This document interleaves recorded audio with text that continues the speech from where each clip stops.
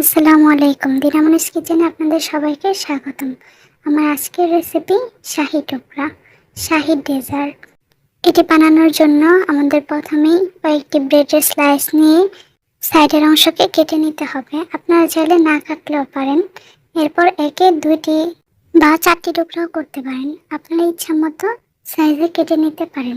এরপর একটি প্যানে তেল গরম করে সবগুলো টুকরা আস্তে আস্তে ভেজে নিতে হবে অল্প আঁচে।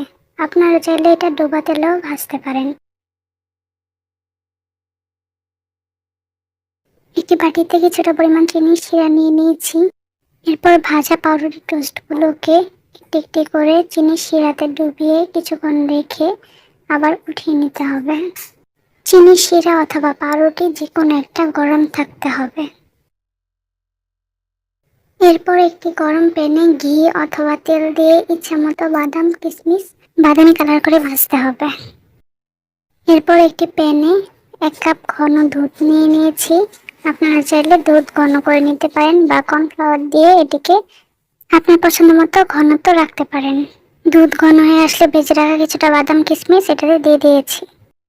এরপর পাউরুটি টোস্টগুলোকে ইচ্ছে মতো সাজিয়ে নিয়ে ঘন করে রাখা মালাই ও কিশমিশ দিয়ে ইচ্ছে মতো ডেকোরেশন করে নিলাম।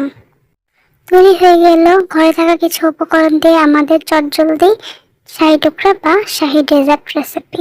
ভালো লাগলে আশা করি আপনারাও এটি বাসায় ট্রাই করবেন এবং এর স্বাদ উপভোগ করবেন। আজকে এই পর্যন্তই। আশা করি আবারও দেখা হবে নতুন একটি ভিডিওতে নতুন একটি রেসিপি সাথে নিয়ে।